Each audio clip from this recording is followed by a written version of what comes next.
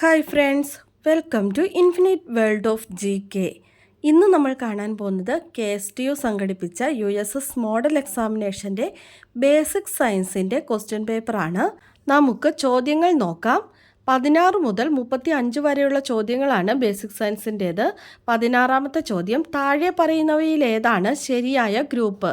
Option A നിശാന്തത, vitamin B carrot ഇലകൾ, B goitre iodine കടൽ മത്സ്യങ്ങൾ, സി സ്കർവി വൈറ്റമിൻ എ തേങ്ങ എള്ള് നിലക്കടല, ഡി അനീമിയ വൈറ്റമിൻ ഡി സൂര്യപ്രകാശം ധാന്യങ്ങൾ. ഏതാണ് ശരിയായിട്ടുള്ള ഗ്രൂപ്പ്? ഓപ്ഷൻ ബി ആണ് ഗോയിറ്റർ അയഡിൻ കടൽ മത്സ്യങ്ങൾ. 17ാമത്തെ ചോദ്യം, താഴെ കൊടുത്ത രീതിയിലുള്ള പെരിസ്കോപ്പിൽ എങ്ങനെയായിരിക്കും പ്രതിബിംബം രൂപപ്പെടുക? ഇവിടെ 4 ഓപ്ഷൻസ് തന്നിട്ടുണ്ട്. ഇതിൽ ശരിയായി പ്രതിബിംബം രൂപപ്പെട്ടിട്ടുള്ളത് ഏത് ചിത്രത്തിലാണ്? ഏതായിരിക്കും ചിത്രം? എല്ലാം ഒന്ന് നോക്കുക. ഏത് ചിത്രത്തിലായിരിക്കും? Option C. ഓപ്ഷൻ സിയിലാണ് കറക്റ്റായിട്ടുള്ള പ്രതിബിംബം രൂപപ്പെട്ടിരിക്കുന്നത്. അവിടെ വസ്തുവിൻ്റെ രൂപം നേരെയും പ്രതിബിംബം തലകീഴായിട്ടും കാണിച്ചിട്ടുണ്ടല്ലേ? അതാണ് ശരിയായിട്ടുള്ള ഉത്തരം. 18ാമത്തെ ചോദ്യം, താഴെ പറയുന്നവയിൽ ഏതാണ് ഓർഗാനിക് ആസിഡുകളുടെ group? Option A sulphuric acid, nitric acid, hydrochloric acid, option B formic acid, acetic acid, oxalic acid, option C tartaric acid, acetic acid, nitric acid, option D hydrochloric acid, acetic acid, tartaric acid. ഏതാണ് organic ആസിഡുകളുടെ group? Answer option B formic acid, acetic acid, oxalic acid. 19 കൗമാര കാലഘട്ടത്തിൽ option A കൊഴുപ്പടങ്ങിയ ആഹാരം നന്നായി കഴിക്കണം, B carbohydrate അടങ്ങിയ ആഹാരം നന്നായി കഴിക്കണം, സി പ്രോട്ടീൻ അടങ്ങിയ ആഹാരം നന്നായി കഴിക്കണം, ഡി നാരടങ്ങിയ ആഹാരം നന്നായി കഴിക്കണം. കൗമാര കാലഘട്ടത്തിൽ എങ്ങനെയുള്ള ആഹാരമാണ് കഴിക്കേണ്ടത്? ഓപ്ഷൻ സി പ്രോട്ടീൻ അടങ്ങിയ ആഹാരം നന്നായി കഴിക്കണം. 20ാമത്തെ ചോദ്യം, മിശ്രിതങ്ങളെ വേർതിരിക്കുന്നതിനുള്ള ഒരു മാർഗമാണ് സ്വേദനം. ഈ മാർഗം ഉപയോഗിച്ച് വേർതിരിക്കുന്ന മിശ്രിതത്തിലെ പദാർത്ഥങ്ങളുടെ സ്വഭാവം എന്തായിരിക്കും?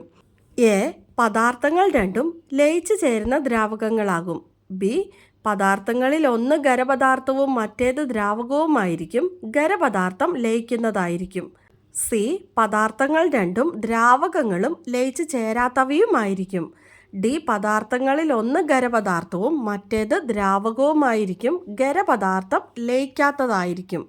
ഓപ്ഷൻസ് നോക്കാം. Option A B, option B A, option C C and D, option D A and B. ഇതിൽ ഏതൊക്കെയാണ് ശരിയായിട്ടുള്ളതെന്നാണ് നമ്മൾ എടുത്തെഴുതേണ്ടത്. ഏതൊക്കെയാണ്? A and B.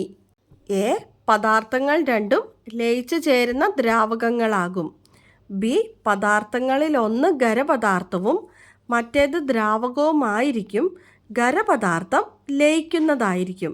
ഇത് രണ്ടുമാണ് ശരിയായിട്ടുള്ള ഉത്തരം. 21ാമത്തെ ചോദ്യം, ബ്ലീച്ചിങ് പൗഡറിൻ്റെ രാസനാമം എന്താണ്? Option A calcium hydroxide, B sodium bicarbonate, C monosodium glutamate, D calcium hypochlorite. Bleaching പൗഡറിൻ്റെ രാസനാമം ഓപ്ഷൻ ഡി ആണ് കാൽസ്യം ഹൈപ്പോക്ലോറേറ്റ്. കാൽസ്യം ഹൈപ്പോക്ലോറേറ്റ് ആണ് ബ്ലീച്ചിങ് പൗഡറിൻ്റെ രാസനാമം. 22ാമത്തെ ചോദ്യം, ഒരു അതാര്യ വസ്തുവിന് നീല നിറമാണ് എന്നതുകൊണ്ട് ഉദ്ദേശിക്കുന്നത് എന്താണ്? ഓപ്ഷൻ എ വസ്തു നീല നിറത്തെ ആഗിരണം ചെയ്യുന്നു, ബി വസ്തു നീല നിറത്തെ പ്രതിഫലിപ്പിക്കുന്നു, സി വസ്തു നീല നിറം ഒഴികെ മറ്റെല്ലാ നിറങ്ങളെയും പ്രതിഫലിപ്പിക്കുന്നു, ഓപ്ഷൻ ഡി വസ്തു നീല നിറത്തെ കടത്തിവിടുന്നു. ഇതിൽ അതാര്യ വസ്തുവിന് നീല നിറമാണ് എന്നതുകൊണ്ട് ഉദ്ദേശിക്കുന്നത് എന്താണ്? ഓപ്ഷൻ ബി ആണ് വസ്തു നീല നിറത്തെ പ്രതിഫലിപ്പിക്കുന്നു. 23ാമത്തെ ചോദ്യം, ഒരു തടാകത്തോട് ചേർന്ന് കിടക്കുന്ന ഒരു ഹോട്ടലിൻ്റെ പ്രതിബിംബം തടാകത്തിലെ നിശ്ചലമായ ജലോപരിതലത്തിൽ പ്രതിഫലിച്ചു കാണുന്നു. ആ പ്രതിബിംബത്തിൻ്റെ പ്രത്യേകതകളാണ് താഴെ കൊടുക്കുന്നത്. ഇതിൽ തെറ്റായ പ്രസ്താവന ഏതാണ്? ഓപ്ഷൻ എ പ്രതിബിംബം തല തിരിഞ്ഞാണ് കാണുന്നത്, ബി പ്രതിബിംബത്തിന് വസ്തുവിനേക്കാൾ വലിപ്പമുണ്ടായിരിക്കും, സി പ്രതിബിംബം പാർശ്വിക വിപര്യം കാണിക്കുന്നു, ഡി ജലോപരിതലം ഇളകുമ്പോൾ പ്രതിബിംബവും ഇളകുന്നതായി തോന്നുന്നു. ഇവിടെ പറഞ്ഞിരിക്കുന്നതിൽ തെറ്റായിട്ടുള്ള പ്രസ്താവന ഏതാണെന്നാണ് ചോദിച്ചിരിക്കുന്നത്.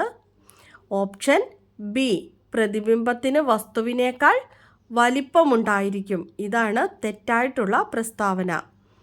24ാമത്തെ ചോദ്യം, തെർമോമീറ്ററിൽ എ എന്ന ഭാഗത്തായിരുന്നു അന്തരീക്ഷ താപനില കാണിച്ചിരുന്നത്.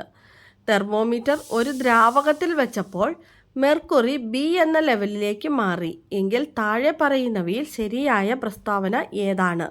ഓപ്ഷൻ എ, അന്തരീക്ഷ താപനില ദ്രാവകത്തിൻ്റെ താപനിലയേക്കാൾ കുറവാണ്. ബി, അന്തരീക്ഷ താപനിലയും ദ്രാവകത്തിൻ്റെ താപനിലയും തുല്യമാണ്. സി, അന്തരീക്ഷ താപനില ദ്രാവകത്തിൻ്റെ താപനിലയേക്കാൾ കൂടുതലാണ്.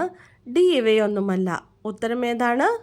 ഉത്തരം ഓപ്ഷൻ സി, അന്തരീക്ഷ താപനില ദ്രാവകത്തിൻ്റെ താപനിലയേക്കാൾ കൂടുതലാണ്. 25ാമത്തെ ചോദ്യം, വീടുകളിലെ വയറിങ്ങിന് ഉപയോഗിക്കുന്ന വയറുകളിൽ ചെമ്പുകമ്പികളും അതിനെ പൊതിഞ്ഞ ഒരു പോളിമർ കവചവും ഉണ്ട്. ഇവയിൽ ഓപ്ഷൻ എ, ചെമ്പുകമ്പി ഇൻസുലേറ്ററും കവചം ചാലകവുമാണ്. ബി, ചെമ്പുകമ്പി ചാലകവും കവചം ഇൻസുലേറ്ററുമാണ്. സി, ചെമ്പുകമ്പിയും കവചവും ചാലകങ്ങളാണ്. ഡി, ചെമ്പുകമ്പിയും കവചവും ഇൻസുലേറ്ററുകളാണ്. ഏതാണ് ഇതിൽ ശരിയായിട്ടുള്ളത്? ഏതാണ്? ഓപ്ഷൻ ബി ആണ്, ചെമ്പുകമ്പി ചാലകവും കവചം ഇൻസുലേറ്ററുമാണ്. ഇതാണ് ശരിയായിട്ടുള്ള ഉത്തരം. 26ാമത്തെ ചോദ്യം, താഴെ പറയുന്നവയിൽ നിന്നും കൃത്രിമ പരാഗണ ഘട്ടങ്ങളിൽ ഉൾപ്പെടാത്തത് തിരഞ്ഞെടുക്കുക. ഓപ്ഷൻ എ, ശേഖരിച്ച പരാഗരേണുക്കൾ കൃത്രിമ പരാഗണം നടത്തേണ്ട പൂവിൻ്റെ പരാഗണ സ്ഥലത്ത് പതിപ്പിക്കുന്നു. ബി, മറ്റു പൂക്കളിൽ നിന്നുള്ള പരാഗണം തടയുന്നതിനായി പൂവ് പൊതിഞ്ഞു കെട്ടുന്നു. സി, പൂവിലെ കേസരങ്ങൾ മുറിച്ചു മാറ്റുന്നു. ഡി, പൂക്കളെ വല ഉപയോഗിച്ച് മൂടിക്കെട്ടുന്നു. ഇതിൽ ഉൾപ്പെടാത്തത് ഏതാണ്? ഓപ്ഷൻ ഡി, പൂക്കളെ വല ഉപയോഗിച്ച് മൂടിക്കെട്ടുന്നു. ക്വസ്റ്റ്യൻ നമ്പർ 27, ഒരു ജലസ്രോതസ്സിലെ ഉപരിതലത്തിലുള്ള വെള്ളം സൂര്യപ്രകാശത്താൽ ചൂടാക്കപ്പെടുന്നു. പക്ഷെ അടിയിലെ വെള്ളം ചൂടാകുന്നില്ല. കാരണം എന്താണ്? ഓപ്ഷൻ എ, ചാലകത്തിലൂടെയും സംവഹനത്തിലൂടെയും വളരെ ചെറിയ അളവിലുള്ള താപം അടിയിലേക്ക് എത്തുന്നു. ബി, സംവഹനത്തിലൂടെയും വികിരണത്തിലൂടെയും വളരെ ചെറിയ അളവിലുള്ള താപം അടിയിലേക്ക് എത്തുന്നു. സി, ചാലകത്തിലൂടെയും വികിരണത്തിലൂടെയും വളരെ ചെറിയ അളവിലുള്ള താപം അടിയിലേക്ക് എത്തുന്നു. ഡി, ചാലകം, സംവഹനം, വികിരണം എന്നിവയിലൂടെ താപം അടിയിലേക്ക് എത്തുന്നില്ല. ഏതാണ് ഉത്തരം? ഓപ്ഷൻ ഡി ആണ് ഉത്തരം. ചാലകം, സംവഹനം, വികിരണം എന്നിവയിലൂടെ താപം അടിയിലേക്ക് എത്തുന്നില്ല. 28ാമത്തെ ചോദ്യം, നേർപ്പിച്ച കാസ്റ്റിക് സോഡ ലായനിയിൽ ഏതാനും തുള്ളി ഫിനോഫ്തലീൻ ചേർത്തു. ഇതിലൊരു സ്ട്രോ താഴ്ത്തിവെച്ച് ശക്തിയായി ഊതിയപ്പോൾ ഉണ്ടായ മാറ്റം എന്തായിരിക്കും? ഓപ്ഷൻ എ, പിങ്ക് നിറം നഷ്ടപ്പെട്ട് നിറമില്ലാതായി തീരുന്നു. ബി, നിറമില്ലാത്ത ലായനി പിങ്ക് നിറമുള്ളതായി തീരുന്നു. സി, ഓറഞ്ച് നിറം മഞ്ഞ നിറമായി മാറുന്നു.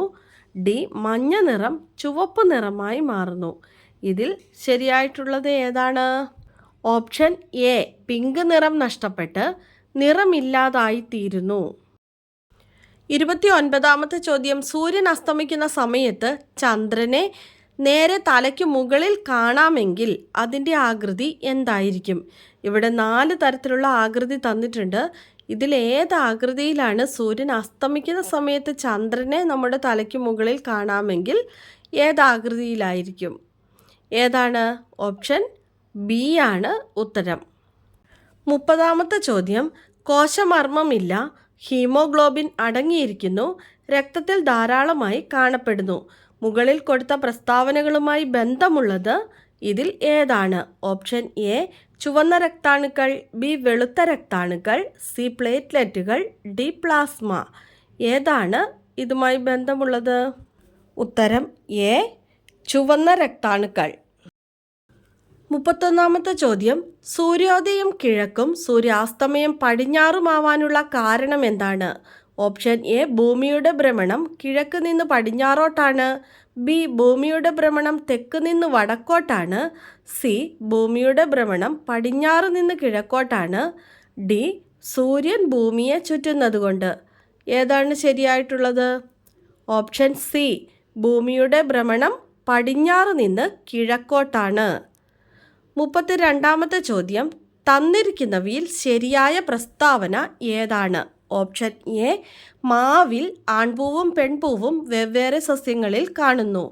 ബി, തെങ്ങിൽ ആൺപൂവും പെൺപൂവും വെവ്വേറെ സസ്യങ്ങളിൽ കാണുന്നു.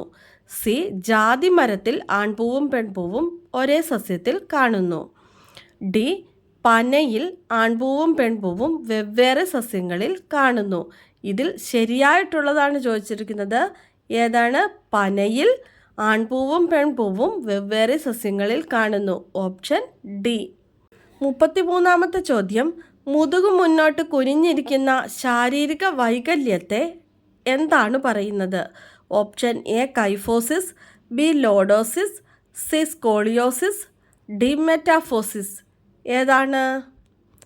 Option A, kyphosis. 34ാമത്തെ ചോദ്യം, നെല്ലിൽ നിന്ന് പതിര് വേർതിരിക്കുന്നതിനുള്ള ഒരു രീതിയാണ് ചിത്രത്തിൽ സൂചിപ്പിച്ചിരിക്കുന്നത്. ഈ വേർതിരിക്കൽ രീതിയിൽ പ്രയോജനപ്പെടുത്തിയിരിക്കുന്നത് എന്താണ്? ഓപ്ഷൻ എ, ഘടകപദാർത്ഥങ്ങളുടെ വലുപ്പ വ്യത്യാസം. ബി, ഘടകപദാർത്ഥങ്ങളുടെ ആകൃതി വ്യത്യാസം. സി, ഘടകപദാർത്ഥങ്ങളുടെ ഭാരവ്യത്യാസം. ഡി, ഘടകപദാർത്ഥങ്ങളുടെ നിറവ്യത്യാസം. ഏതാണ് ഉത്തരം? Option C, ഘടകപദാർത്ഥങ്ങളുടെ ഭാരവ്യത്യാസം. 35ാമത്തെ ചോദ്യം, സോളാർ പാനലിൽ നടക്കുന്ന ഊർജ്ജമാറ്റം എന്താണ്? ഓപ്ഷൻ എ, പ്രകാശോർജം രാസോർജമായി മാറുന്നു. ബി, താപോർജം വൈദ്യുതോർജമായി മാറുന്നു. സി, പ്രകാശോർജം താപോർജമായി മാറുന്നു. ഡി, പ്രകാശോർജം വൈദ്യുതോർജമായി മാറുന്നു. സോളാർ പാനലിൽ നടക്കുന്ന ഊർജ്ജമാറ്റമാണ് ചോദിച്ചിരിക്കുന്നത്. ഏതാണ്? ഓപ്ഷൻ ഡി, പ്രകാശോർജം വൈദ്യുതോർജമായി മാറുന്നു. നമ്മുടെ ചോദ്യങ്ങൾ ഇവിടെ കഴിഞ്ഞിരിക്കുകയാണ്. നമുക്ക് കഴിഞ്ഞ ദിവസത്തെ ബോണസ് ക്വസ്റ്റ്യൻ നോക്കാം. 2024 ഓടക്കുഴൽ അവാർഡിന് കെ അരവിന്ദാക്ഷനെ അർഹനാക്കിയ നോവൽ ഏതാണ്? ഉത്തരം ഗോബ. ഗോബ എന്ന നോവലാണ്. ആൻസർ കറക്റ്റായി പറഞ്ഞിരിക്കുന്നത് ഫാത്തിമ ഹന്ന, ദിനേശ് കുമാർ, ആര്യാസ് വേൾഡ്, ശശീന്ദ്രൻ. കഴിഞ്ഞ ദിവസം നമ്മുടെ വീഡിയോയിൽ പേര് പറയാമോ എന്ന് ചോദിച്ചിട്ടുണ്ടായിരുന്നു. ദേവനന്ദ എം രാജ്. അപ്പോൾ എല്ലാ കൂട്ടുകാർക്കും അഭിനന്ദനങ്ങൾ. തുടർന്നും വീഡിയോ കണ്ട് സപ്പോർട്ട് ചെയ്യണമെന്ന് ഓർമ്മിപ്പിക്കുന്നു. നമുക്ക് ഇന്നത്തെ ബോണസ് ക്വസ്റ്റ്യൻ നോക്കാം. ഡൽഹിയുടെ പുതിയ മുഖ്യമന്ത്രിയായി സ്ഥാനമേറ്റത് ആരാണ്? ഡൽഹിയുടെ പുതിയ മുഖ്യമന്ത്രിയായി സ്ഥാനമേറ്റത് ആരാണ്? ആൻസർ അറിയാവുന്നവർ വേഗം തന്നെ കമൻറ്റ് ചെയ്തോളൂ. ഇന്നത്തെ വീഡിയോ നിങ്ങൾക്ക് എല്ലാവർക്കും ഇഷ്ടമായി കാണുമെന്ന് വിചാരിക്കുന്നു. ഇഷ്ടമായ ലൈക്ക് ചെയ്യാനും നിങ്ങളുടെ കൂട്ടുകാർക്കൊക്കെ ഒന്ന് ഷെയർ ചെയ്ത് കൊടുക്കാനും, സബ്സ്ക്രൈബ് ചെയ്യാതെ കാണുന്ന കൂട്ടുകാരുണ്ടെങ്കിൽ ഒന്ന് സബ്സ്ക്രൈബ് ചെയ്യാനും മറക്കല്ലേ. അടുത്ത ദിവസം പുതിയൊരു വീഡിയോയുമായി നമുക്ക് വീണ്ടും കാണാം. Thanks for watching.